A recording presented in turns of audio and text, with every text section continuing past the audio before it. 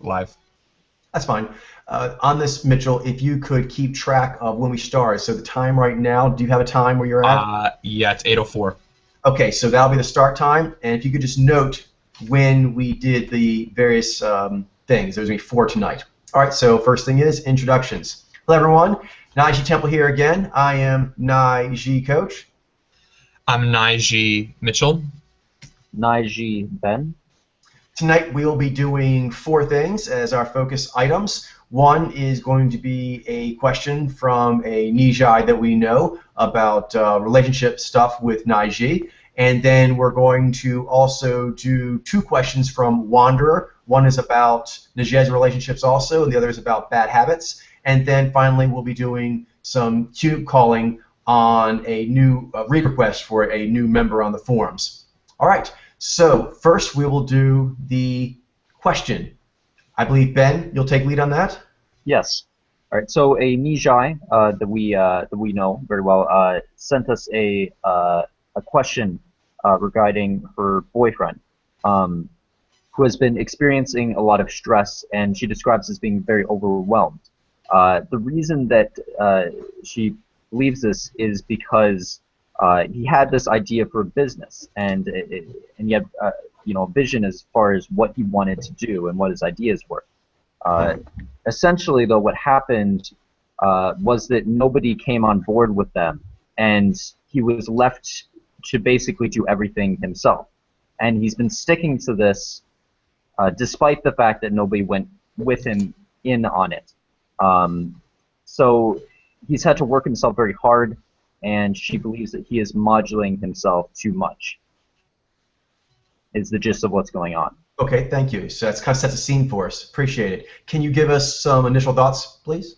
From my perspective, the question is whether or not he actually needs to continue doing this or not, and what his actual vision is now. He needs to be able to update his perspective on things if people aren't going in with him on it. Maybe this needs to be a smaller part of his life, for example. Maybe he should focus larger parts of his life on something else. Maybe this Nijai could maybe kind of like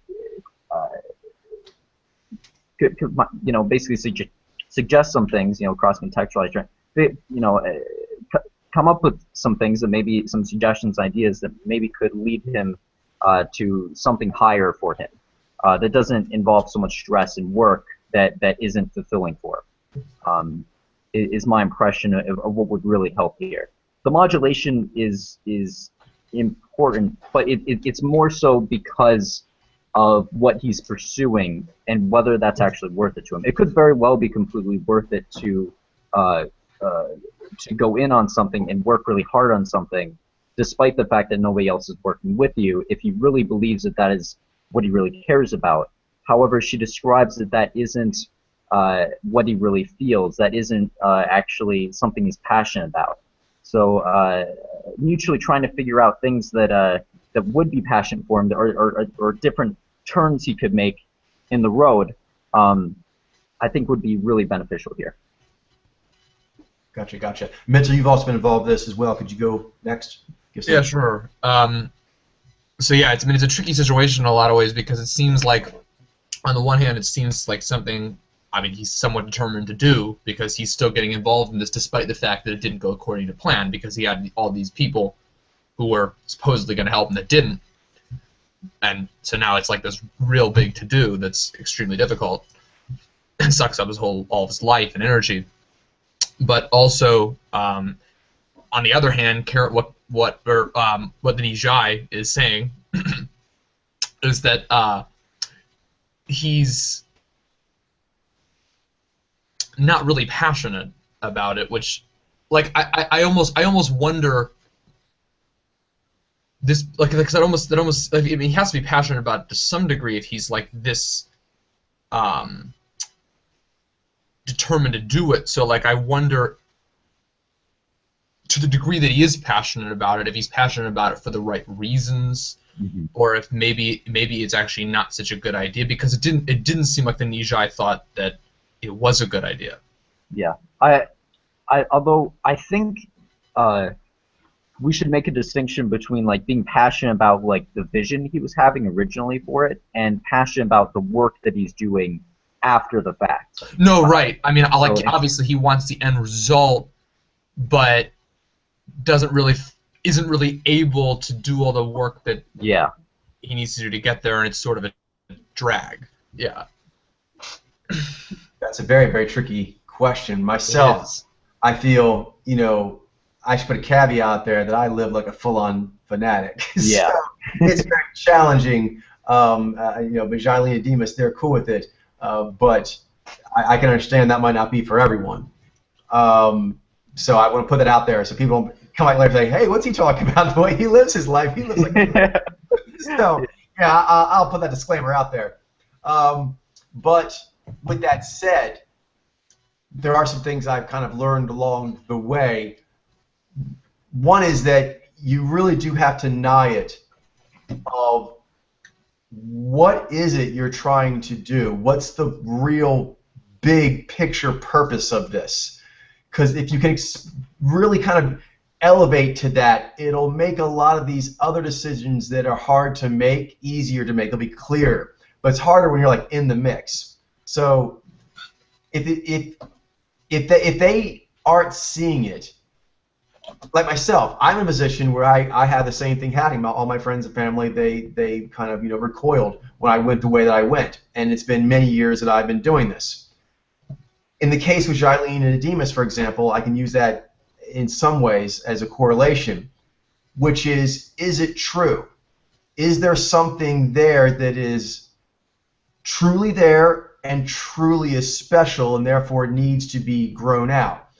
If that's the case, and you have to deny that because it might not be the case. I do all the time. I have moments where I really deny it hard, like, am I effing crazy? But then I'm like, no, the data's still there. But, you really have to deny yourself hard. And she will need to ask that of him in a way that doesn't feel like she's being mean or trying to, like, put him down. But sort of like a call to his strength, saying that's a power. If this person is an IG, that's a power that you have to be able to let go of what you thought the answer was to get the actual answer. And so kind of call out to, like, a pride in that. Like, that's something you're good at. Use that power now. So once you get past the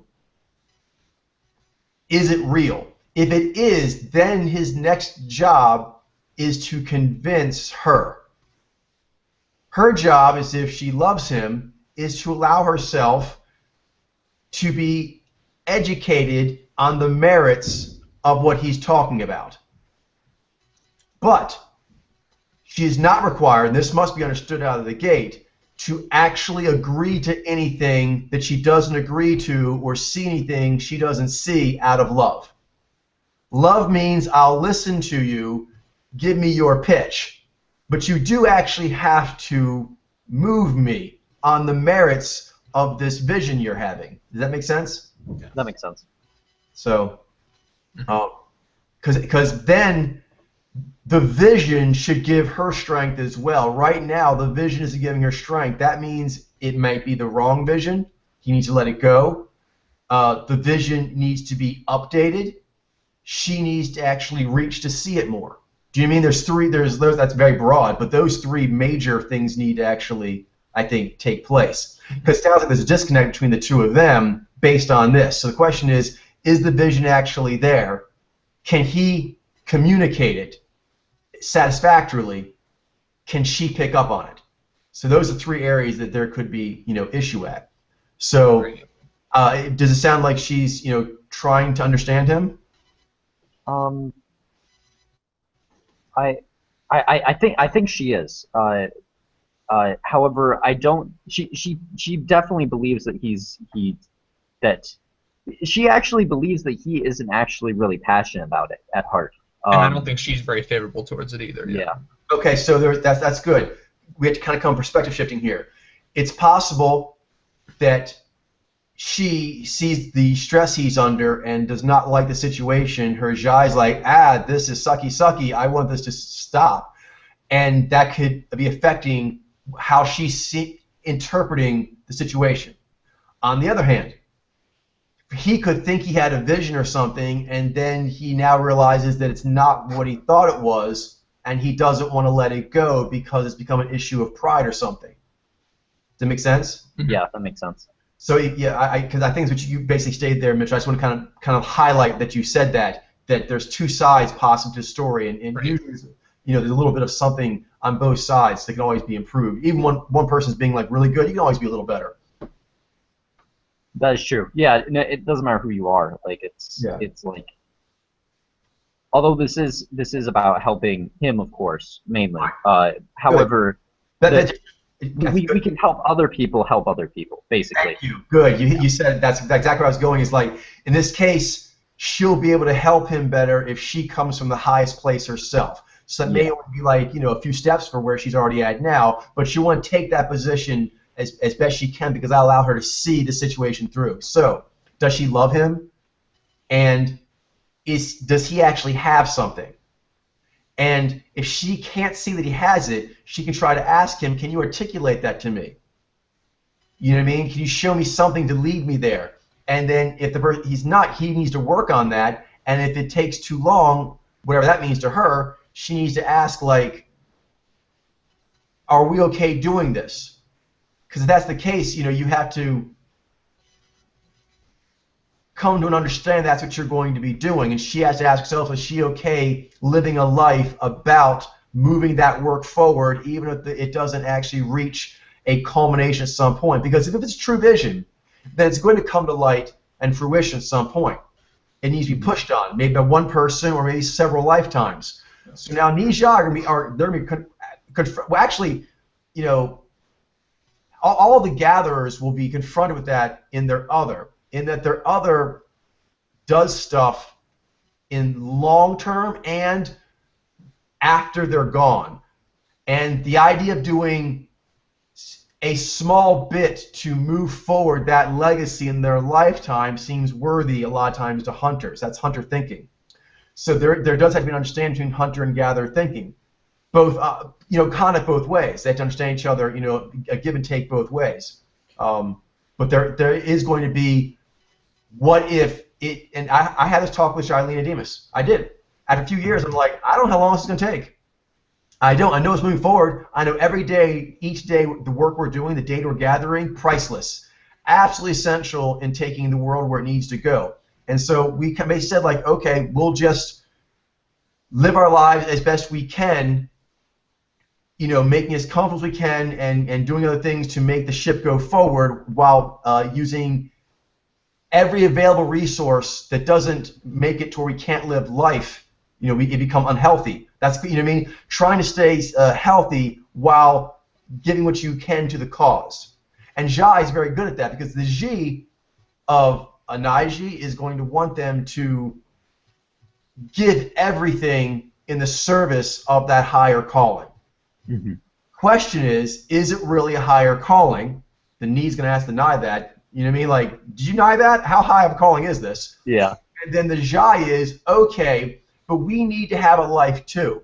And so that's what we kind of talk with me and Jolene Demas. We're like, we work all the time we can with this, but she does her project management stuff, moving her career forward. Jolene does, which is actually good for her overall, and it helps out Podlair as well. Demas, he's out doing his music thing as well as figuring out how it's going to dovetail with Podlair. So we're setting our lives up to be able to continue to do this on a long-term basis, and we've agreed, like, this may be what we do.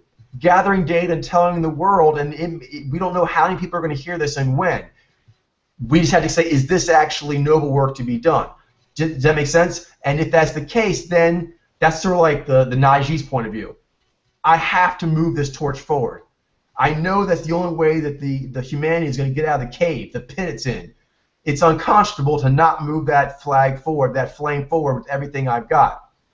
The Nijai, though, has the Jai. It's like, yes, but you have to still have some kind of solace for yourself, and those around you actually have to be able to have enough of a life that they can sustain that journey with you because they don't have that detachment necessarily. You know what I mean? So there's a conversation. I've had those, very, very intense conversations, and where it usually came from is they hear it up and they're like, we can see it. So I explained it in a way they could see it, and then we decided the importance of the work demanded that it must be moved forward with everything we have. Like, what does that mean? Well, it may just take the rest of our lives doing it, so maximize efficiency of putting forward, like you're an artist. That's the way I look at it. Think of it kind of like you're doing art, and you don't know if the public is ever going to get into your art, but you want to do it as much as you can. So the rest of your life is basically dedicated to doing that, but you do have a rest of your life to support you, to keep like the basic necessities healthy, to give you things like that. So there you go. So is it true? Yeah, yeah. And then we have to talk about sacrifices and what you're willing to do, so everyone's okay with that. Those are very good points.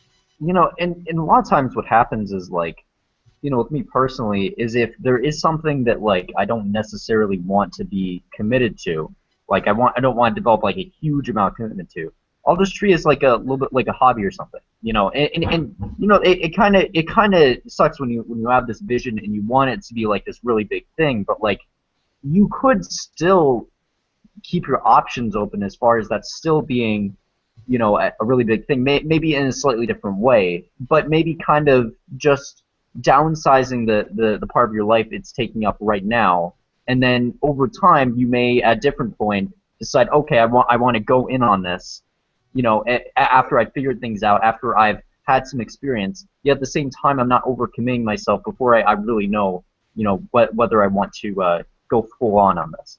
That really hit a chord there. That's a conversation, again, Charlene and Pat and I have had, as well as with Demas, over the years. And myself, I'm very sensitive to the word or concept, even the whiff of downsizing. I don't like that concept. And I'm an IG. I'm built to be like this. And so I've been to this point with them before, and where we've come to a good common ground is, it was kind of a Jai principle that Jailene came with, and it was really cool, which is longevity. You don't know how long this mission is going to take. You need to keep your vessel healthy. You need to actually be able to do this for a long term. So she kind of phrased it. She used these words, but this is how my Zai interpreted what her Jai gave to me. This is my Zai version. Basically, the principle was optimizing, maximizing. So it's big. It's not smalling. It's bigging. Maximizing for longevity. Okay, that makes sense. I said downsizing only. But I like that. That made me feel better. But I mean, I meant it more so kind of just in a technical way, like as far as like an individual day, the amount of time. But yeah, you are right. That is true. Right. But the long term, it is maximizing. You are right. So you're actually maximizing the most you would get out of that. Yes. That's kind of how there's Jai for like health. Like if you think about it, if you don't know when the culmination is going to come, then you basically need to maximize your life. You know what I mean? So you'll need to stay healthy doing the work. So how much work could you do? I'm like, okay, and that made me actually do some things to keep myself healthy. Because there's a point where I wasn't leaving the house at all. I try to leave now some to go like to the gym every now and then to actually stretch out my body because I'm becoming so stiff in this chair. I haven't moved in like 7 weeks. But it's for the cause.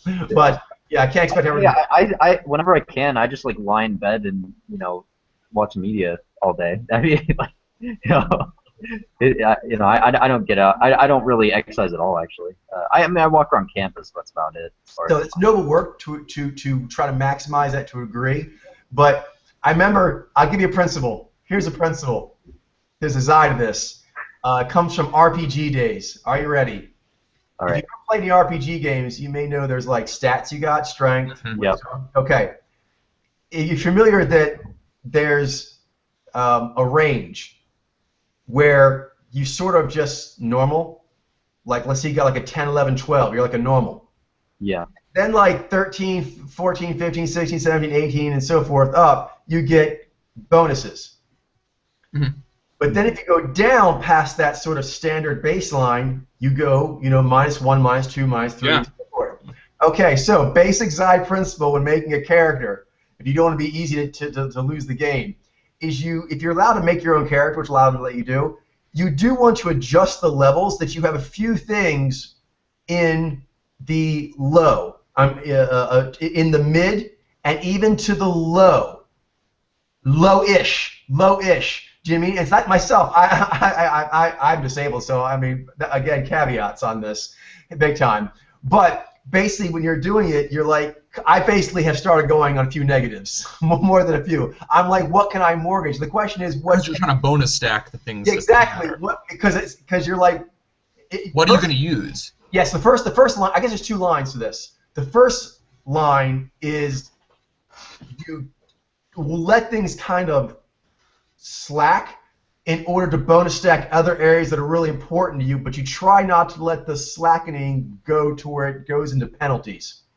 But then, as you know with my disabilities, you may need more bonus stacking to get the job done on the character, so you may have to go in the other categories to balance it into more negatives. So you start asking yourself, okay, am I ever going to pick pockets in this adventure?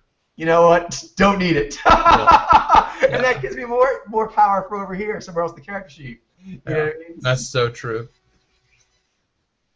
I definitely use that principle in my RPGs. Alrighty, I think we're coming up here, Mitchell. If you want to note it, maybe a nice pause point. Unless there's, you guys want, before you do that, let's any closing thoughts. But I think maybe we'll close up now. Okay, that sounds good. You want to wrap it up, Ben? Mitchell, anything else before we go? And I just agree with everything that's been. Okay, Ben, you want to kind of give us a closeout here? Okay, so essentially, the main things we mentioned was that effectively this is something that the Naiji needs to really figure out whether this is actually worth pursuing and how much of his daily life he should be spending on it. And the Nijai should be asking the questions to really figure out whether it's really the highest calling for him and whether this is actually healthy for him, and the both of them for that matter. On a long basis, yeah. And yeah, that's good. Yeah, that's essentially it. Yeah, those are the major principles. That's good. It's good design there. Takeaways, we want to have them like something, they can watch the video, the whole thing, but it's nice to have that nice. Yeah, it doesn't really have to be like a huge. No. Closing thoughts are really kind of as tightly as you can. Try to wrap up, or not wrap up, but kind of highlight what we covered. Good job. Okay, let's note the change here. And Mitchell, you want to go next? So we're gonna do Wanderer's improvable habits question. Yeah, sound good? Yeah, that sounds fine. All right, just note the time there and take it away. 8.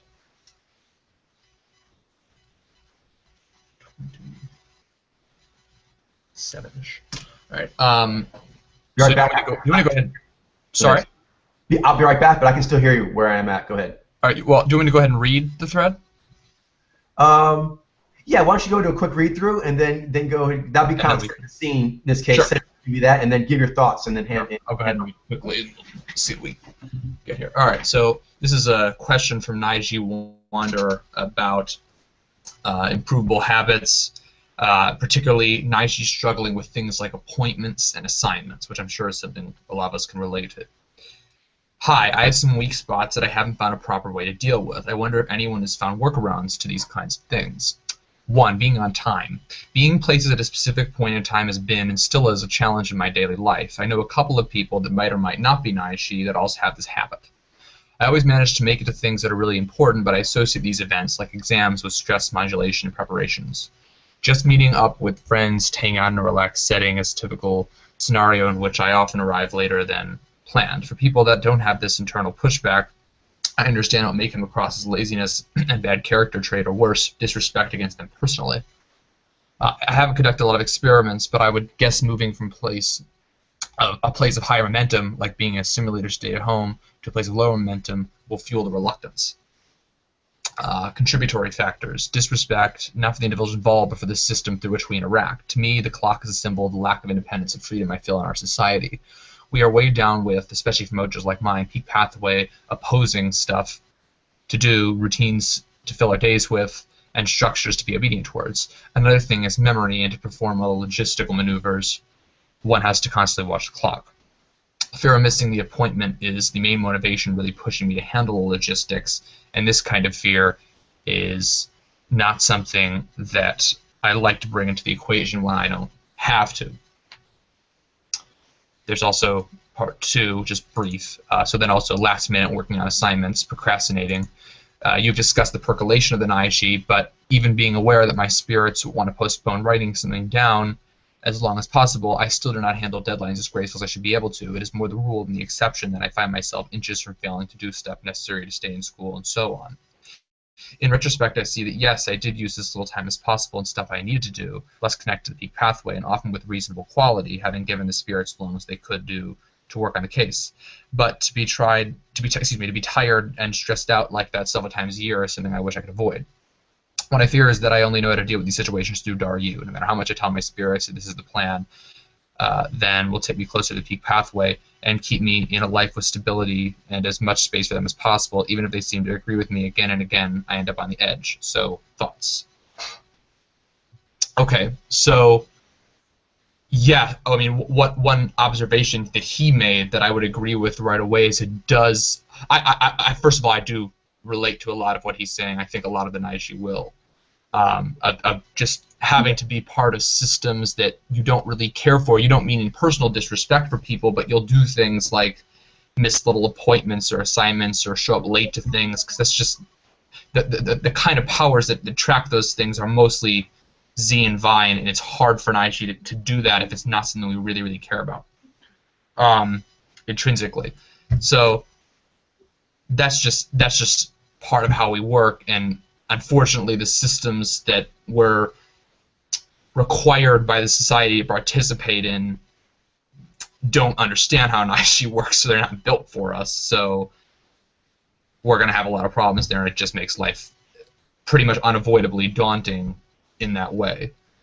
It's daunting, but there's stuff you can do. Do you have any thoughts on things that work for you? Since you identify with it, can you say some things that have worked in that regard for you? Yeah, so it seems like, and one thing he's mentioned, and he kind of alluded to this, is that it just seems like kind of a Daryu situation, and it is. Z and Vi are Daryu for Naiji. They're unconscious Daryu, but they're Daryu. And so when you're always in that Daryu mode, you kind of feel like you're always playing catch-up. I feel like when if you're in a more Fumasta state, you kind of feel like you've planned things ahead as an IG, and you can deal with all the obstacles before and just work on what you want to work on. And that doesn't seem like it's the case with him, and I definitely relate to that. You feel like you're playing catch-up. It's a horrible place. Yeah, I think one thing you mentioned specifically, I'm curious your thoughts on, is motivation. He sees a big picture that would be a better way, but then walking the steps out, there's a lack of motivation. Do you have any thoughts on that? I have some thoughts as well, but I'd like to hear yours first, guys. So you're saying that he thought so like he does for yourself when you see a better way, but it's kind of a big picture view, and you start walking that way, losing motivation at those moments when you're feeling daunted, like you said, daunted. How do you deal with those daunting moments? I think the crux of what he's asking there. It is. Would you like to speak, Mitchell? We both kind of started talking at the same time. No, I was just agreeing with Coach. If you have something to say, go ahead. Oh, right, yeah. He mentioned the clock, and that's something really important. Is that like the clock can kind of be something that very Daryu, something that can actually scare Naiji away from actually pursuing something because they're worried that it will take too much time, or that it will that effectively they won't be able to do what they need on time and be able to fit their schedule. What you should do is, if there's something that you really want to pursue, that you feel really passionate about, that if this is something that you actually think is what your higher way is, then you should just ignore the clock and do as much of it as you possibly can. Don't ignore it as in like you start missing other things you want to do, but like don't worry about how long it's going to take for you to do it. You should effectively just pursue it when you can. So I guess that's actually the issue there. Again, if I'm trying to imagine where his head is at a bit, is he's aware of that probably to a degree and is wondering. I understand these are tough questions. the environment is maybe making the repercussions, such as, you're going to flunk out of school, you'll get kicked out of your house, very heavy. So I think we have to address the heaviness of it, because I think actually the answer is probably not that complicated as far as that aspect, but he's having difficulty detaching from getting kicked out of school or getting kicked out of one's house. Right. So the conflict issue, of interest here. Sorry. And this is misperceptions of laziness, effectively, as well. No, totally. Definitely. So, the way I experience it, I have school, like I have an exam at like 10 a.m. tomorrow. I'll be staying up all night. I actually slept all this afternoon. Is I've like done it before. effectively, you just have to figure out like what would actually, what are the things you need to avoid because the system can kind of screw you over if you don't give it things, if you don't actually meet set of requirements, etc. So what exactly do you need to keep, as far as to keep yourself satisfied, as far as as far as your income, as far as your education, as far as what, and then figure out what you need to do, and then for the rest of, and effectively just live by that, live by what those standards are, but don't do any more than that, and then just spend the rest of your time pursuing the way you want to go, what you're actually interested in and passionate about. Right, yeah, I completely agree with that. Yeah, that's the simplest response I can give. I can go into more detail about how I experience it, but yeah. So I feel like if he keeps on ending up on the edge, because he feels like he's like stuck having to do this stuff, and he keeps doing it because the consequences are very daunting for not doing it. But yeah, things like there's definitely a certain amount you have to do, but that's actually part of what your higher vision is. Because if you didn't do that, then it would be more because effectively what might happen is, okay, you get kicked out of school. Well, then you have to spend even more of your time, or a lot of times even more of your time, to actually make enough money to survive and have a right quality of life, etc. I got have internet, and all these things you need to do what you like to do. So it really is part of it. I mean, it's something that really you shouldn't have to do, and really shouldn't be a requirement for you to be able to live and make money and all those things, or at least not in the way it's being in this right now. But it is part of your life. It is something that you that is part of how you get from point A, well, not point A to point B, but how you actually keep moving forward. Yeah. So doing what you need, but what you believe you need to do in order to satisfy what's necessary for your vision and what you want to keep doing possible. Yeah, I think something else. Both of your guys' points are very good, and I think will be helpful to him. The point I think would also maybe help for him that hasn't been touched on yet is his statement about the Daryu. Mm-hmm.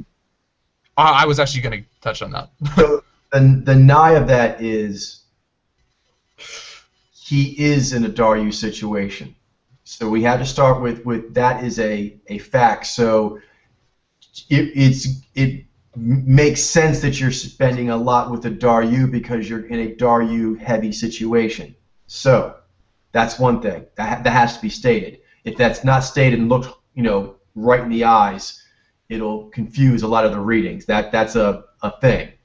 Okay. The other one is that the Daryu and you can have a very good relationship. I've mentioned this before, how the Daryu has quite a range. When you don't have a good relationship, for Naiji, for example, it kind of like will put the savagery of the world, like the psychological mind jobbing of the world on. It'll attack you with it in various doubt demon forms. But then, if you and the Daryu are on the same page, going the higher road, then when you're being hit, it's like the ultimate phalanx. It's your best friend out there, and it doesn't get rattled by anything that the world does if you have the right understanding. So the Daryu, a lot of people are only used to the Daryu jumping them all the time. That's only one thing the Daryu does. It jumps you a lot because you don't know what you're doing. But once you have more communication with the Daryu, it actually acts as a key facilitator up the elevator of enlightenment. The Daryu's like telling you don't know what you're doing. That's kind of his job. Exactly. Yeah. You're supposed to actually start talking about how do we get out of here. That's the question. How do we get out of this cave? You know, what's that one about the cave, getting out of the cave, and you need to go back to bring the light to the people? It's from something famous. Anyway, with that, you kind of have, with your Daryu, we need to go up the elevator. Mm-hmm. And when you have the understanding, what will happen is you and your Daryu will have a conversation, which is twofold.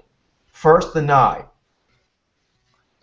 We need a way out. We need, and this is where you'll have to keep shape-shifting, and the Nais, you'll have to be open to that. Like Wanderer, what does that mean? What is the best way out of this environment? Because I acknowledge this is inclement to my spirit. I need a way out. So what is the most efficient shape-shifting? And Naiji can actually do things for years. When they realize, like I did with the Rosetta Stone, like, what's the most efficient way to get people to see this?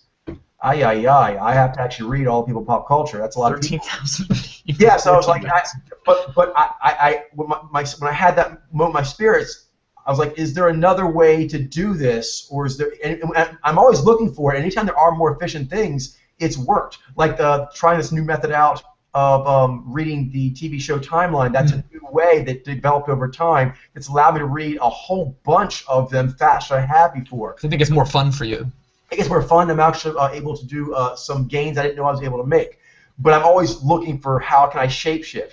So if you are talking to your Daryu of like, we're trying to get up and out of here towards a life that'll be more rewarding to us, where is that?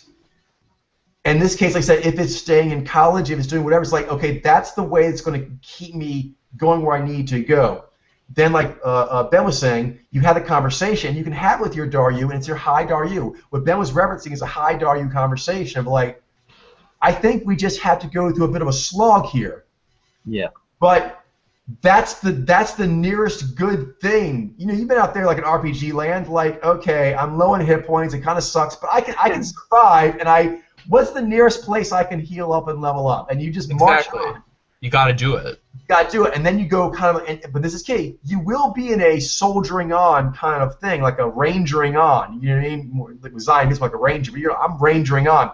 So you can have a. When I'm with my high Daryu, we're buddies. He's like, when you're out there in the middle of the jungle, like if you have a good relationship with Daryu, you're like, wow, it's getting gnarly. You kind of giggle.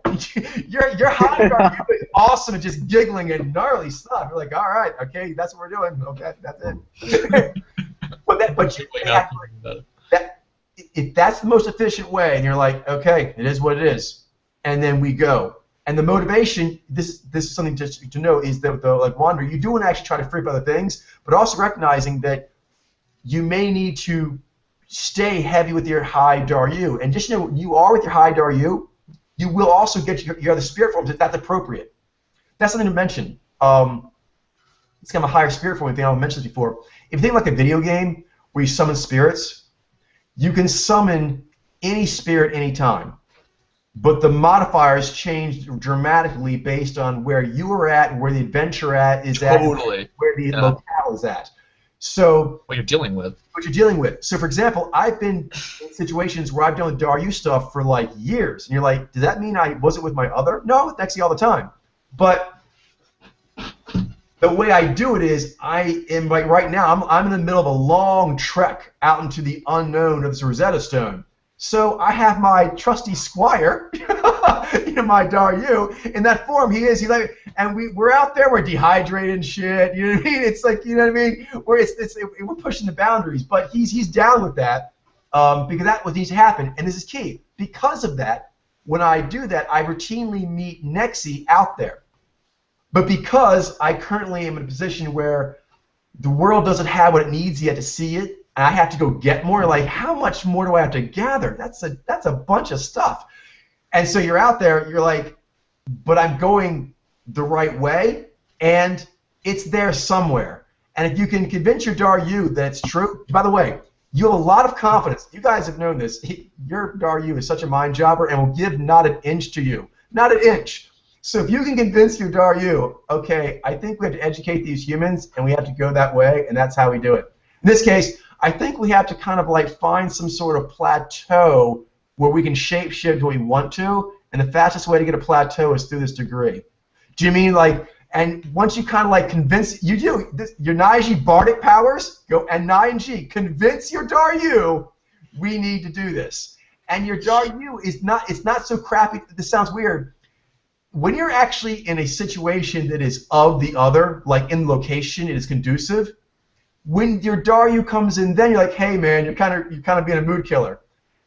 When you're in the jungle, that is like seeing that's like your best guard dog, trusty steed, you know, ultimate Range Rover, space moon buggy. It's the thing that lets you live out here. You love it. It loves you. You're like super, super tight. Does that make sense?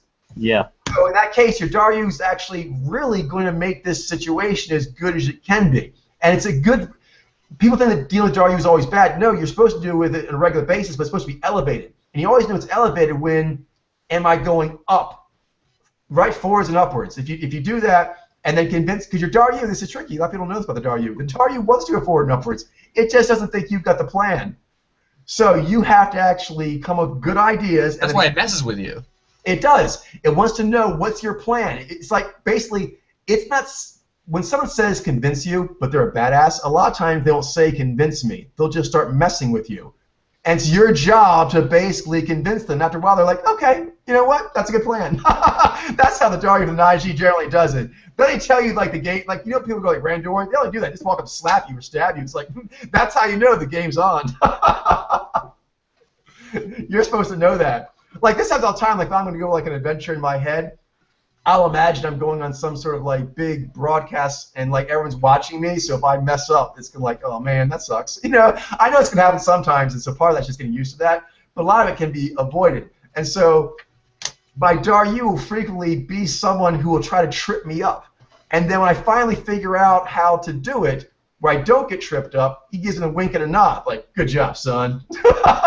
But up till then, his job's basically just to see if I can figure it out until, you know, trip me, until I figure out, oh, that's how you're tripping me. You're like, there you go. You just got enlightened. That's Daryu enlightenment, because you were. Something's tripping you up, and that's why the Daryu kept flipping you. Once you figure it out, you're like, oh, that's so easy now. So the Daryu can be a good friend on a long journey. Think of it like you're out in the middle of the jungle walking someplace that you need to get to, and it's like your trusted steed or like your doggy. Yeah. So that seems like a very helpful kind of high-level explanation of the more noble aspects of the Daryu that maybe will help Wanderers see the situation in a different light. Definitely. I think because you can like achieve it. Like a lot of security when it comes to there's a lot of shit that like Naiji have to deal with that is really, you know, for Daryu, especially when it comes to the system and like school and whatever. But you can actually reach like kind of a stable degree of confidence that isn't gonna fuck with your vision. As you talk to your Daryu and as you sort of just, you know, figure out what exactly I need to do.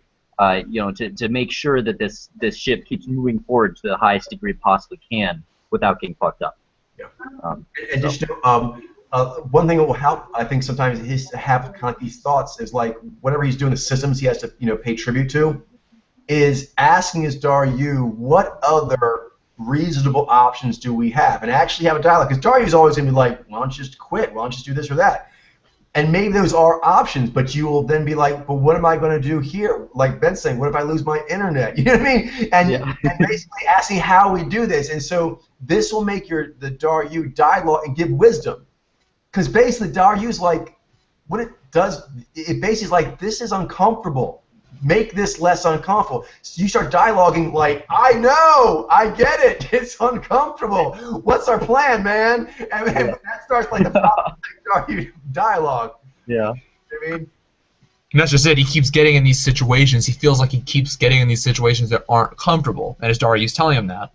Right. And so the issue is trying to figure out what exactly it is that keeps causing that, and what you can what's the best option with Basically like the saying best consequence. the Daryu is the main thing that motivates him. I think that's something he needs to kind of account for and use that to power him through. And then use other parts of his life to actually be the other influence. It's be hard to get like motivated by your other things whenever you're serving something. For example, especially in IG being with Xi and V, and like having the deep unconscious Z and Vi, is feeling owned in some way by actually giving over any energy. And so I think what he's experiencing is the Daryu, especially if you talk to it to where you're in high Daryu, you can come up with like the ultimate haggling system with the world of giving it as little energy as you possibly can. But like the points that you made, Ben, for example, is really important when you're talking to the Daryu of saying, if we don't get these certain things, then we'll lose this, and then we'll be in a more uncomfortable situation. So kind of explaining it to it. But if you are in a situation where you have to give life force energy, headspace to something you just don't give what about, it's aggravating and it feels like you're being owned. It feels like you're being dominated, and IG just don't like it. Their spirits don't like it. So usually those requests for energy do end up going to the Daryu. And so you basically go to the Daryu, kind of like your Daryu's like, you're purchasing, like at some company where you have to go ask for funds and they don't want to give you shit. And they ask you, like, can I have a gun for the mission? They give you some old rusty 38. You're like, come on, man. And you do get to haggle because they're like, this mission's stupid. You're like, I know it's stupid, but I have to do it. We have to do it. And so you get the best you can out of them. And over time, that's such a good description of Daryu. The person can become your friend. They will try to get you the best equipment you can get under the situation. But trying to get your other to do that won't work. Also, something I can tell you as well is that it's helpful if you can get things done in moments when you're feeling good. In like a high moment is like, it is a bit demoralizing. I don't think a lot of IG accept this because we want to feel strong. We are strong and we can actually tune it out so much. It's incredible that we can do that. But the fact that we feel a bit dehumanized and demoralized when we have to do certain things like that with interacting with the systems. So the two ways that it's going to come up is you can do it in long-range vision, but a lot of times that doesn't have the oomph. I a lot of times use a long-term vision in order to get a mandate in my psyche, and then I give that mandate to my other and my Daryu to help me out. And the way they do it is my other, when I'm feeling really good, I'll start swaggering, and then I'll go, and I notice I can go and do stuff I normally don't feel like doing or don't normally have the capability of doing for a brief amount of time. But I'll feel as I'm doing it like my spiritual confidence being bled off like a video game, you know what I mean, like energy levels, and I pull off. So I kind of like drench myself with confidence, and then I do them. One thing you have to understand as an IG, it's no shamefulness in saying this. It's very daunting. You basically have to walk up to these activities a lot of times and let them bleed you out. Imagine that. You have to let them kind of like just punch you in the stomach. The way I get past those things as best I can, because I have a lot of things that I have a hard time getting past, the way I manage to force myself past them is I build up a lot of swagger and good energy with my other, and those times I do some until it bleeds it off. Then there's the other method, what he brought up, which is there. I just let the moment kind of come on me, and it's a game I play with my Daryu, my high Daryu. We're like, I do that too. How fast can I do this at the end? And I start actually doing it, but this is key. We do know, and this is why it's high Daryu, if we fail, it's bad. So we really do want to get it. But we do play a game of like, I wonder how close I can cut it. Do you know what I mean? And so we make it like a race. And it's sort of like... I do that. I do that all the time. Like, okay, like with exams. 15 minutes to do this. And then I do it. So those are a couple things I do. Another one I do is I can summon it from just myself. I can will it. But it feels like you're having a bloodletting as an IG. And a tactic I always do, I do it pretty much every time with you guys in this temple. I really enjoy this temple. It's one of the real highlights of the work I do. A lot of the work I do is kind of lonely and painful, but this part I really enjoy.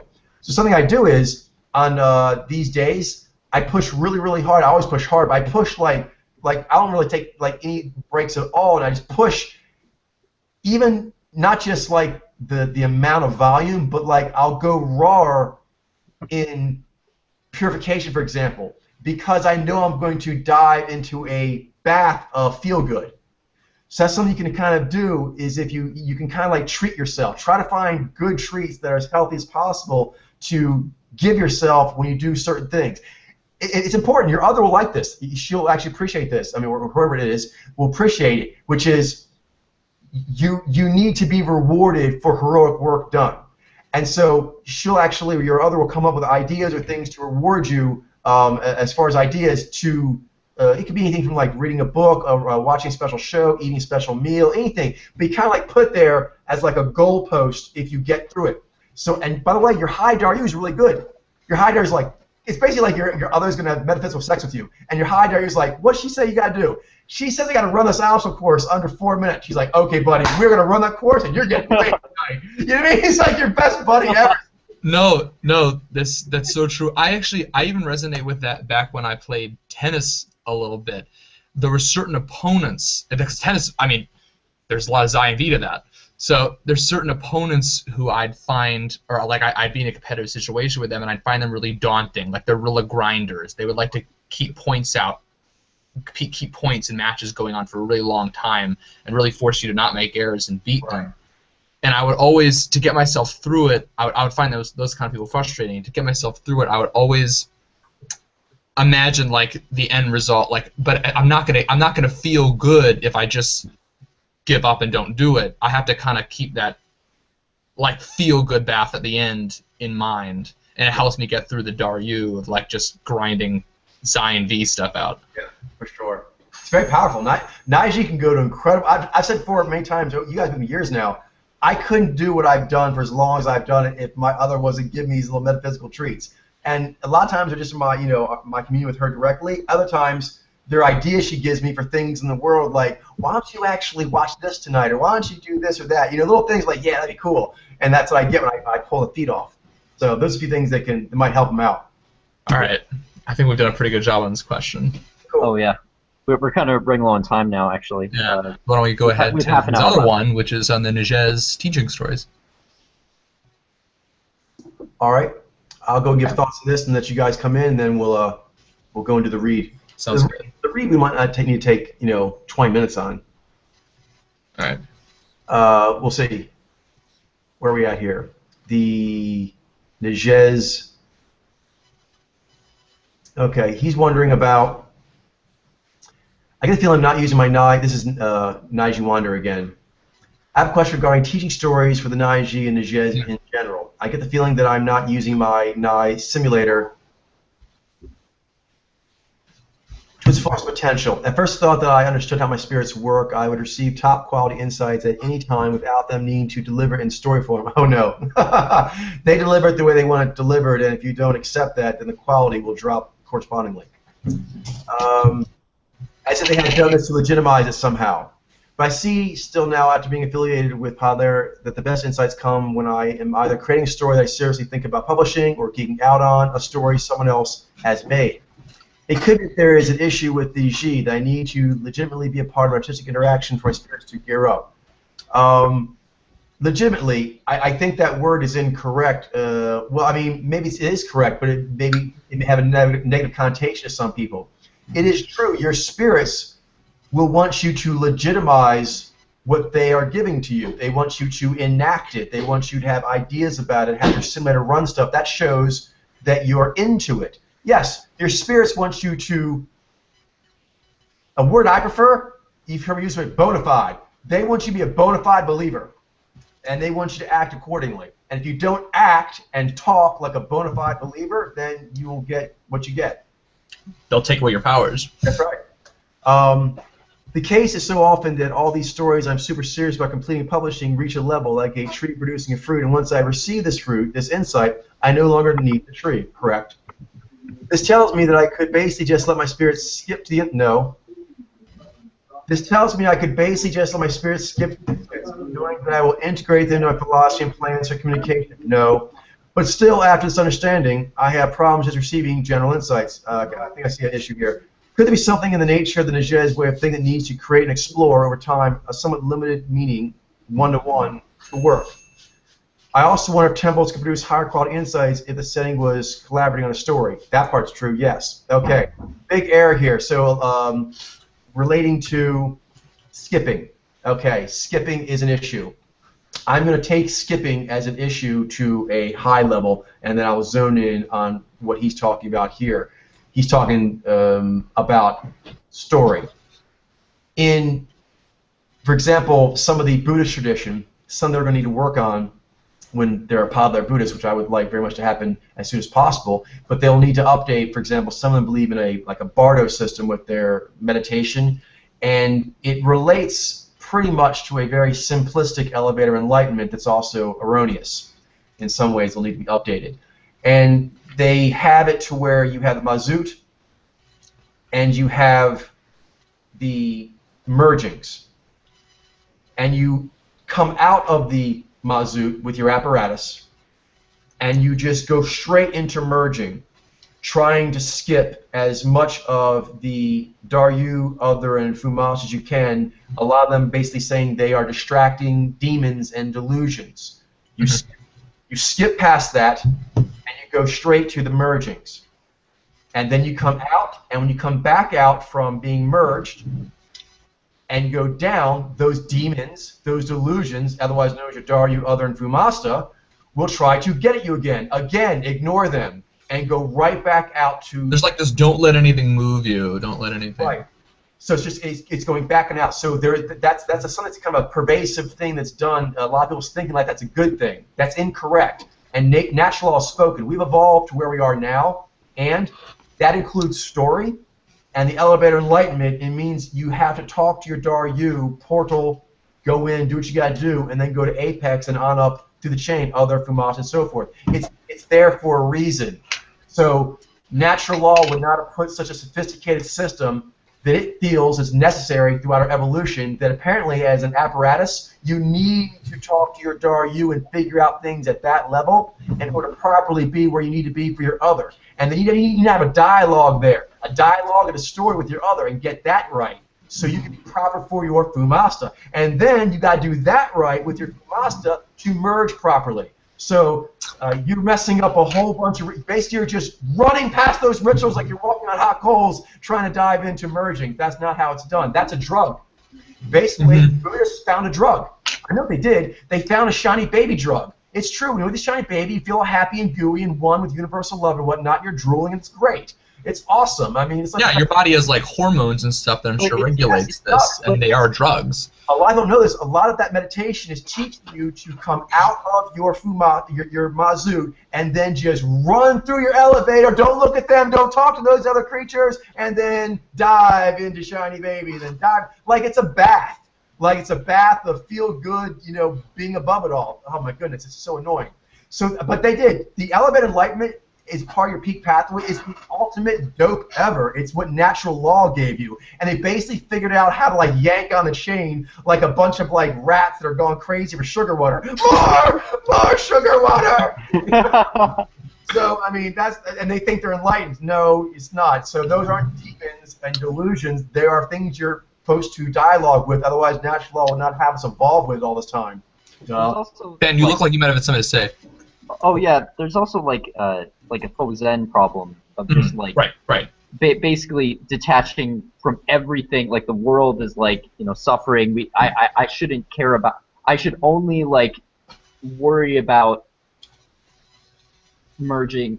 But that's the thing. You need to actually interact with the world and actually care about in order to do that. In order to reach merge. Definitely, for sure. But in this case, that's a different issue. That's getting more to the Buddhist issues. The thing I was talking about, which Buddhists have also, is the issue of wanting to skip the spirit dialoguing. Yeah. That was more so a tangent going on. I agree. That wasn't really related to what. Yeah. Another key issue on this point is, I think, well, one second here. We were talking about the dark. Oh, he was coming from the story point of view. Yes. Okay. I think it's linguistics, a linguistical principle. is we bring this up a lot when we're talking to people about them trying to understand the mojo phenomenon. When they want to give something a word, and we're like, a word is really just trying to give a label to that 1,000 cleanly read samples. The 1,000 cleanly read samples, the actual visual of them walking around talking, their physiological cues, that's the actual answer. The word V eyes, V laser eyes, that's just a labeling of that actual phenomenon. That makes sense? Because we've used that principle a lot. A lot of people have a hard time grasping that. So that's critical to grasp because it relates here. It relates to why, for example, I have been able to do certain that others have not, even other Naiji. One of them that I've mentioned over the years constantly, to be authentic, is I sound off. I need to sound off and able to do it. I need to know what it sounds like, how it feels. So his question, Wanderers, it reminded me a bit of that Buddhist thing of like, how do I just leap from Mazout straight to mergence? And the thing is, you won't know how to be with your shiny baby if you didn't learn how to dance properly with your Daryu, Other, and Fumasta. And you only know how to dance the right way by them. Natural Law Spoken, they teach you how to be ready for the mergings. Same thing here. He basically wants to have the lessons of a story just zip drived in. Okay, that's actually Nai without V or G. You can do a lot in your simulator. I think he's basically asking for a straight simulator shot of existence without G or V. No. Because to know the answer of what love is, your heart needs to race. That's part of the answer. Literally. Literally part of the answer is your heart racing. If you don't feel that sensation, then you didn't actually get it. Does that make sense? So actually, to teach someone the word, you have to make their tongue make the sound. In this case, it's an experience. So if you want to know how to feel sad, you'd have to enact sadness. Mm-hmm. I mean, to some degree. And you could say, what about simulating? I understand I'm a Naiji. You want to simulate as much as you can, but if you know at any point or can detect in any way, which Nai will as well with deductive reasoning, that it's a simulator, there is a loss of stakes. At some point, you need to make real people come into the equation and real worldly circumstances.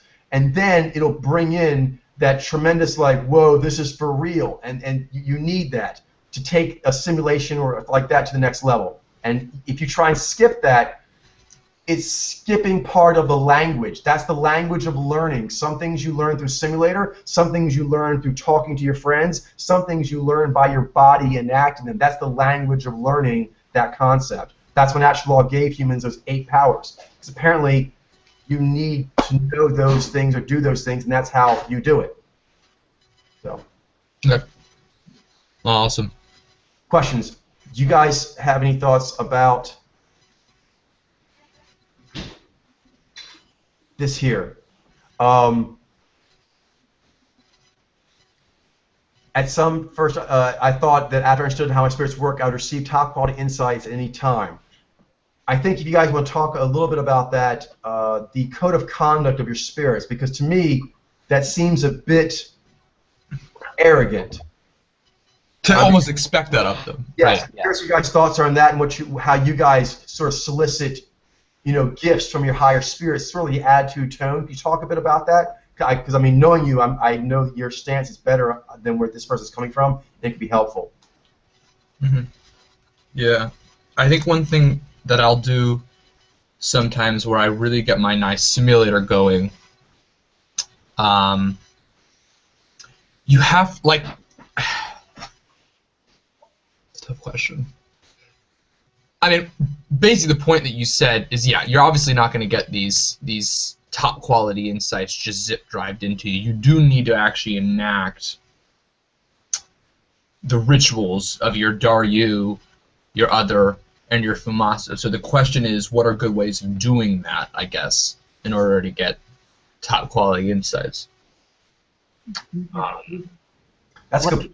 That's a good point. Go ahead. Even with your when you're with your Other, you can't expect your Other to give you top quality insights if you aren't meant to receive them. So Exactly. your higher spirits will know what's best for them to tell you, but you can't expect them to tell you things that may not necessarily be best for you. They're the You only need to ones who observe can them. actually know what's best for you. You have to talk to them, but you can't go in there expecting that you're going to receive certain. Yeah, but I actually question that way of looking at things, because he's like top flight insights. Well, the top flight insights are actually the ones they want to tell you. Those are what are top quality Right. insights. No, Yeah. that's true. It So doesn't if they're make not any giving sense you to it, think. they're telling you that you need to be doing something else if you want to be getting different insights. And they always give you top quality of what you can handle. So really, it's Yeah. your vessel ability to handle. It's the top you can handle. Like if you want higher insights than what they're telling you, then you need to be higher. You need to be stronger. Exactly. And then you're more worthy of those higher insights. Exactly. But if they That's tell you Great point. but you know, like if you expect insights beyond your level, it won't be useful for you. So why would that? Like why would You won't even it understand it. doesn't make any sense whatsoever.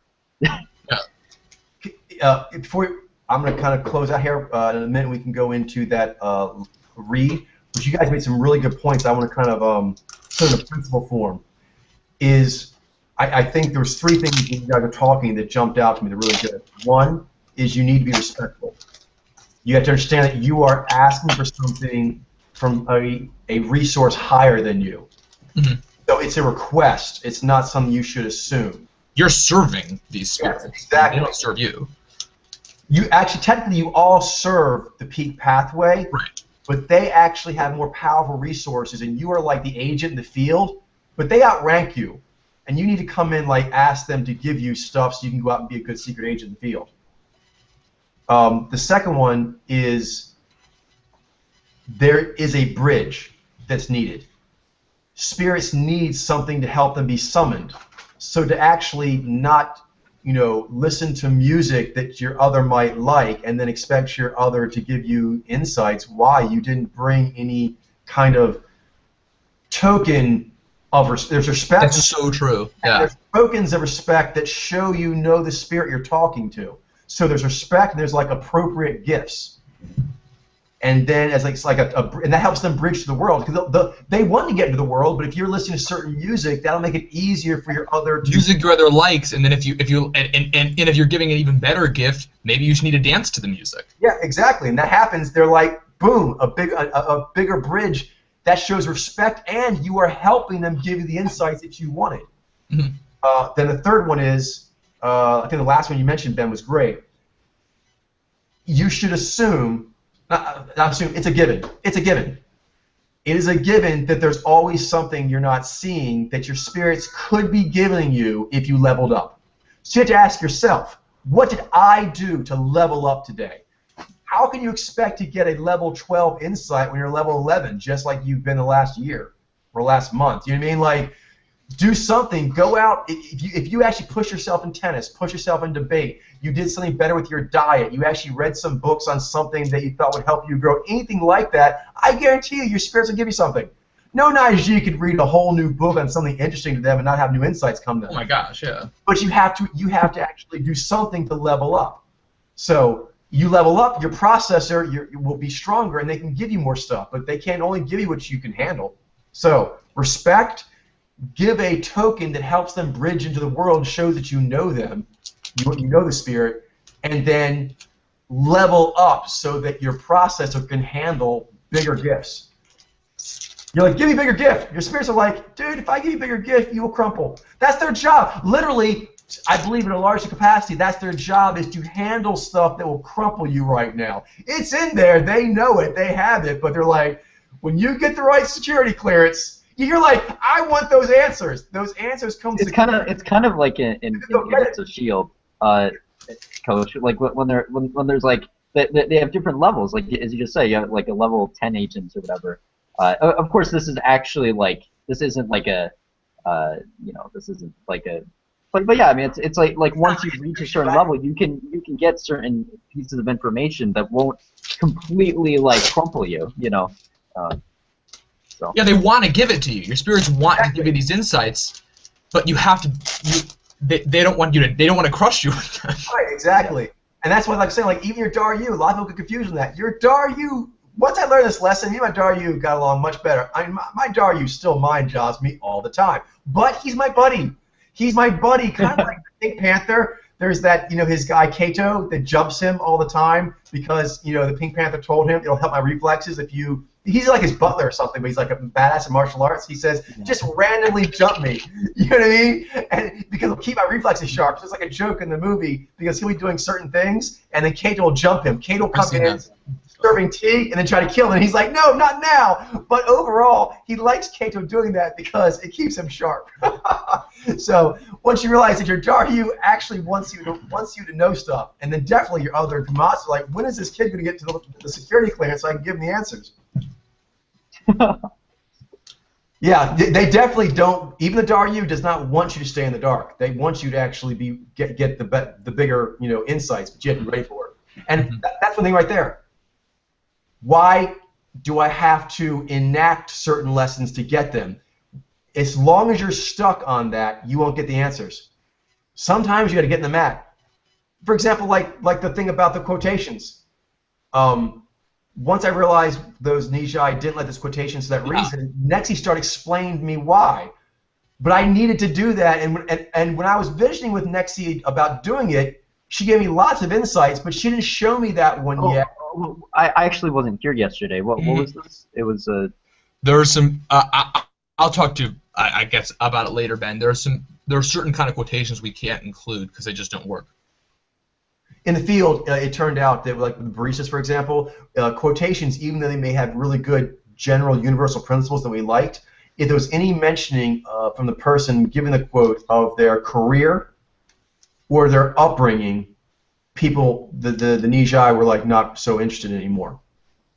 Okay.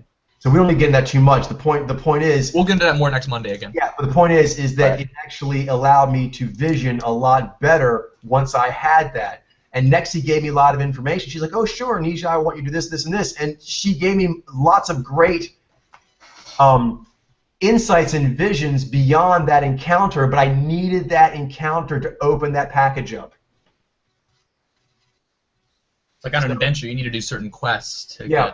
And so as long as you're saying, why do I have to go on this quest to get the answer, you can expect not to get the answer. I've learned over the years of experience, that's kind of a principle with them.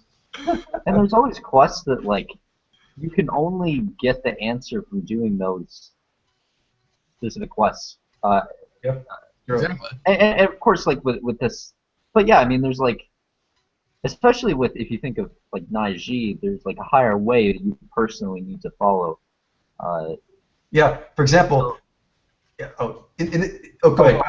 No. Go ahead. I thought. I think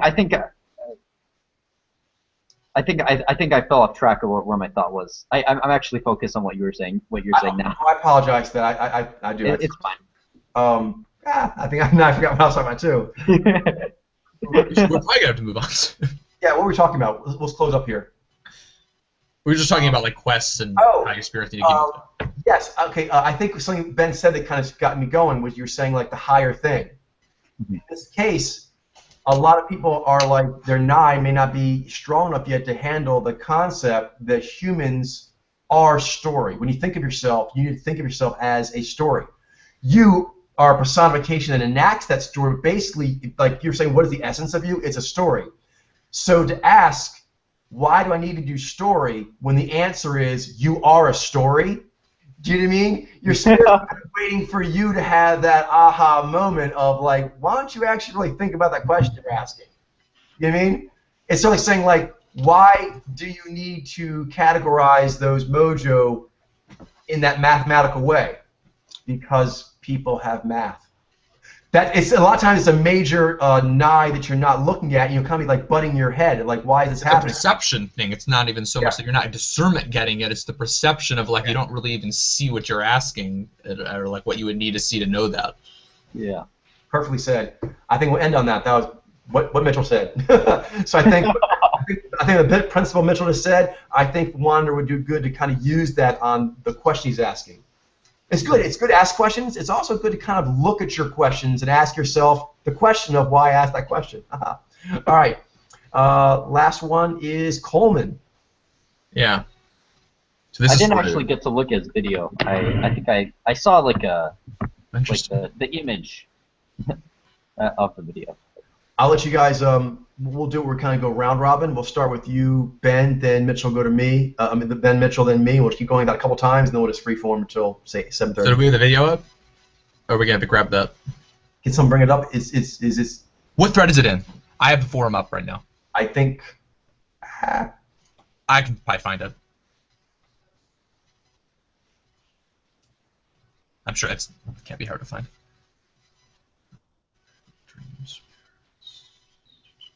Here, why don't I just search for it? Coleman.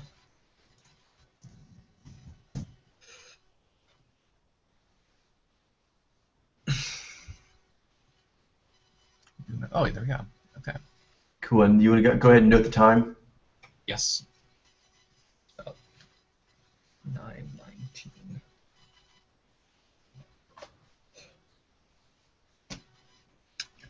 Okay. Coleman's an IG. This is Coleman. Okay, cool. Here it is. Come on, give me the link.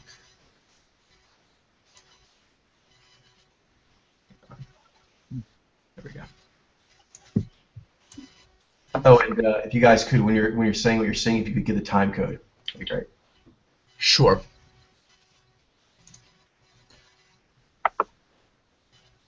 Where is this? Is this in YouTube or something? I'm not put it in yet. I'm putting it in now. Well, I'll put it in the YouTube. So yeah, I think you just added that code. I saw that you did.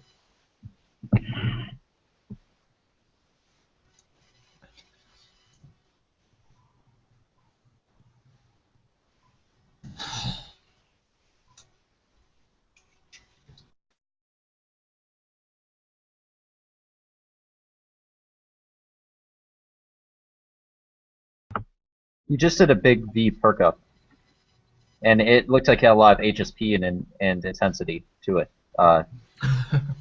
Well, Nigh Alpha do that a lot, or that's what happens to them when they perk up their eyes like that. This is the first. This is 6 seconds. Okay. So then my turn. Yeah. Just when you pause it in your talk, just say we're at this time code. All right.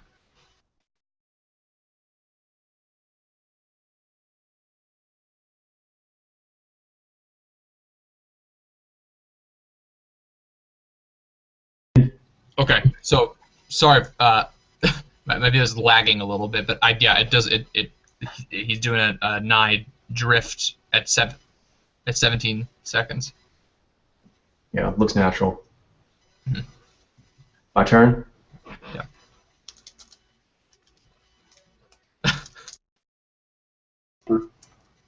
So we're at 21 seconds, and one thing I noticed when he first came on, has been throughout up till now, is there's a monotone in the voice of Xi modulation, and I think that it seems to be a combination of habitual and being heightened in this case from being on camera. So I think he's feeling a lot of HSP coming Like up. calm. Yeah, I agree. Like his eyes, like I see a lot of nervous energy in them. He's kind of bugging a little bit, but but there also seems to be a rhythm to the way he speaks. It seems like that he may use the Xi heavily in general.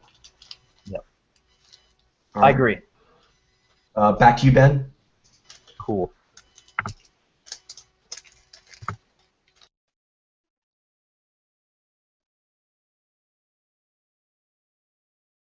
He just did an eye drift.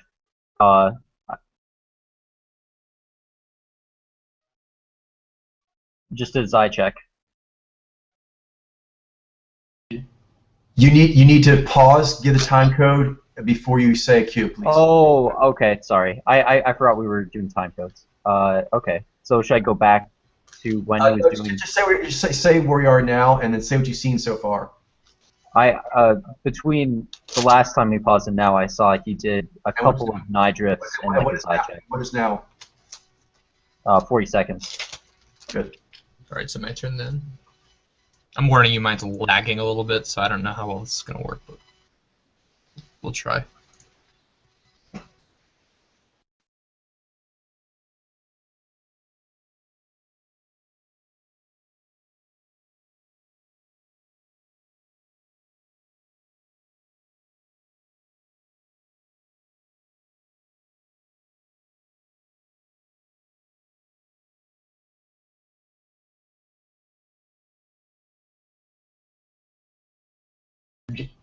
Mitchell? Yeah, sorry. I kept trying to pause it, but like mine's it's lagging a lot. So Okay. Good. at about a few seconds ago, he about a minute and 2 or 3, I believe, he was doing a Zai check. Maybe that could have been a little before that. Something between like 3. He was doing a Zai check, but when he did, he kind of slowed down his voice. Right. So that's the Zai modulation. Like when hunters do Zai like that, they can do it, but it has this quality of being stopped in their tracks. Right. Then also, so there, he did one more that stop the tracks a bit more, but he also did kind of like the long word where it's more like the Nai drifting. It was kind of like Yeah, I noticed that Yeah. too, Coach. Yeah, like when you're sort of drifting while you talk. yeah, like And that's like 105 getting here. He's insights doing as that now. You're right. yeah. He's doing that Nai detached, like looking off in the distance, 1,000-yard stare. It's natural state. He does a Yeah. lot of channeling where he does that in talks. It's quite easy. He also does it where he does a lot of different maneuvers. He does long drifts to the left. He also does 1,000-yard stare. He does it straight at the camera, over the camera's head. Does it down at the floor, and he also looks right at the camera and blinks to kind of get stuff from his subjective as well. And then you see sometimes also over a minute 5 before here, he's done a couple times. It looks like he'll probably keep doing it. It's part of his style. He'll periodically look at the camera and he'll kind of G it. When he G's it, he tends to give a little V. His eyes do these little V perk-ups when he kind of like, eyeballs the camera. And that definitely looks altered state. It doesn't look like the perk-up of an adaptive. No, like a V's eye or something like that. No. Okay, back to you. Oh, it's your turn. Okay, cool. I'm just going to pause it here because a good time code for him to look at specifically is that we were at 105 and now 108. And from 105 to 108, throughout that period, he's been in a Nai drift to the left while talking. So that's Nai drift he's doing. It's a natural state for him. Looks like he's very comfortable. Besides the fact that it looks like it's natural state, it looks like something he's comfortable doing. Like some Nai Ji will try to not drift as much or show. He does actually all kinds. He drifts openly here. This is a long drift to the left here with easy channeling, easy articulation while he's drifting. He also has these quick, like flitted ones to the left he's been doing, and then like he also looks down at the ground and blinks. All different ways to get his Nai in while he's talking. Nai and Zai to a degree. But largely Nai. He is channeling quite a bit over on his left. Okay. Go ahead, Ben, back to you. All right.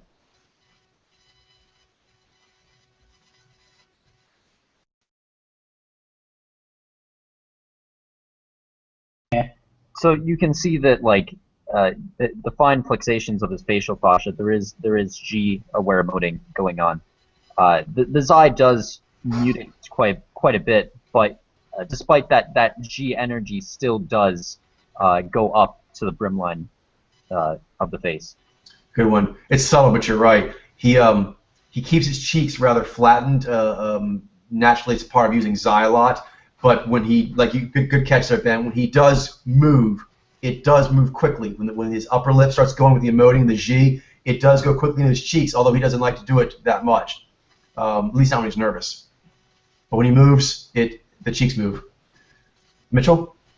All right, let's do it. I'll try to wait till it stops lagging. This is, this computer.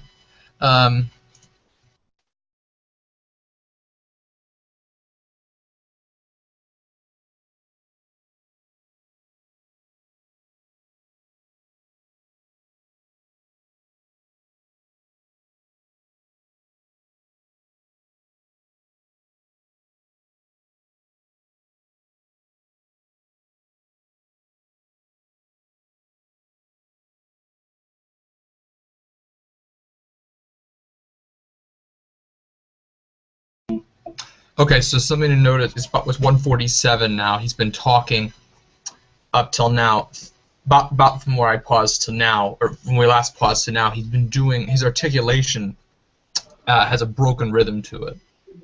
It's a kind of syncopated, and the rhythm that it has is not based on the details or the literal kind of things that he's talking about, but kind of a larger, more dreamy aspect.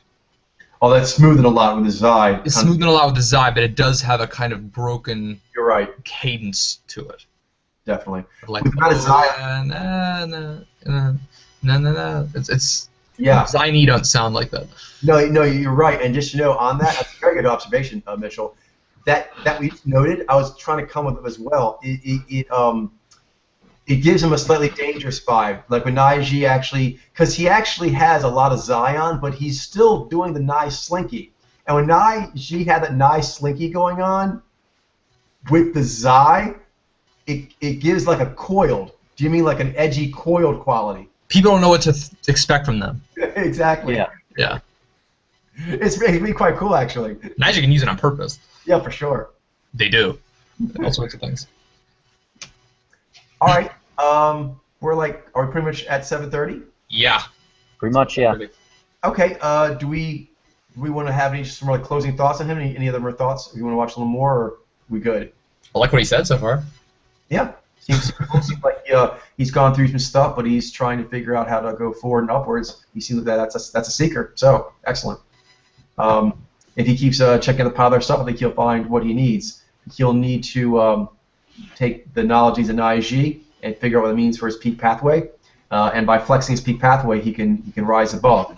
That's actually something that Carl Jung tried to get right, but I got confused by Christians when they're asking about addiction. He was saying you basically need to have a spiritual experience above that. They took that to mean God, but actually, really, it's peaking. You need to know what your mojo is, and then you need to peak with your peak pathway, the way it's designed to be, and then go up the elevator of enlightenment like it's designed to be, and that will give you your highest calling and pull you above all lesser things. That is the way. Natural law gave you a highest calling. Everyone's highest calling is always their peak pathway done as best you can. And then everything else kind of falls, kind of like chiropractic. That's the best way to make everything kind of fall in line. If you do that as best you can, going forward and upward, it just pulls the rest of your spiritual spine into place like it should be. Mm-hmm. You got it. Yeah. So it sounds like he's had some maybe addiction issues in the past, and so that's just something to mention for those who are having that. Definitely for Naiji, but really for anyone, you need to know your pathways and kind of flex it, and then that becomes more rewarding. Actually, Charlene and I were just talking this not too long ago about how when you're in the rhythm of your peak pathway, like you're doing what feels good for being a Jaini or a Naiji, you're like, I'm doing it, I'm being whatever, your diet naturally gets better. Your sleep habits naturally get better. Your code of conduct is naturally just higher. So those kinds of things will almost sort of happen automatically. Your peak pathway will teach you. If you serve your peak pathway, it'll teach you how to be. Cool stuff. Any thoughts before you sign off? Or are we good? I think we're good, unless Ben's got something. As far as Coleman or like anything in particular? Or? Anything. Coleman, but also then anything else. Yeah, like we could get talk just very briefly. Like a lot of the Naiji that come here, they have a lot of and I've experienced a lot as well. That Naiji tend to have a lot of Zai, so that's actually one thing that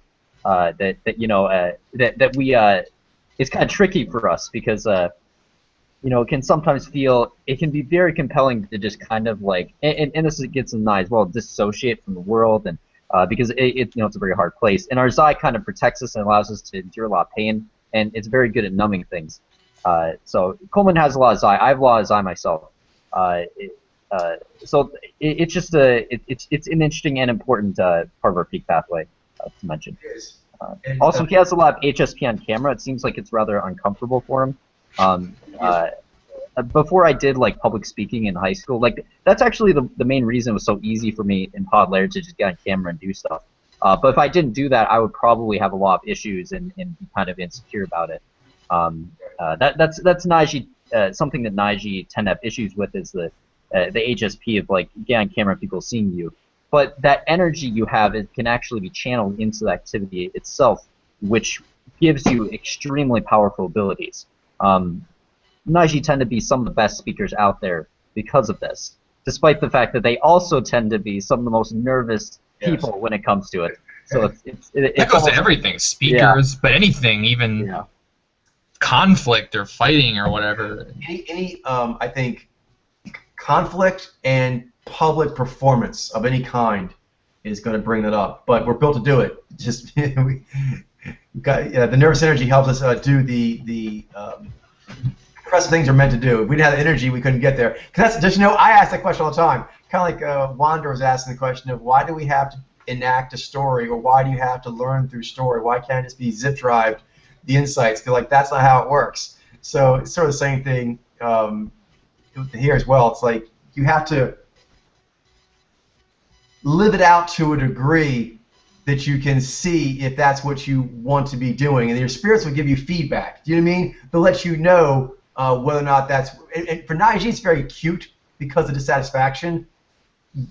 It can be overwhelming how dissatisfied you are that all you want is relief. But you have to focus on the peak pathway because that's actually the built-in relief system. And anything else, it'll just be temporary. And unfortunately, it can confuse you about your peak pathway and be like a distraction from it. And that's the only thing that'll take away like nigh dissatisfaction on like any kind of regular healthy basis is to peak and have your other, go, clap, clap, clap with their knees. Because otherwise, ultimately, you're just going to add other sources if you're not doing it right. Right. Exactly. Okay. Good stuff. Thank you, Ben, for those thoughts. I think they're very helpful. Yeah, you're welcome. We'll go ahead and close it up then, and then we'll see everyone next time for Sunday Mojo reading session. Good job, everyone. Yeah, it's been a great night. Have an awesome evening, everyone. All right. Mitchell, can you just make sure to send it out to let Wander and I will let everyone know about this. Perfect. I'll do it right now. Excellent. Have a good night. You too.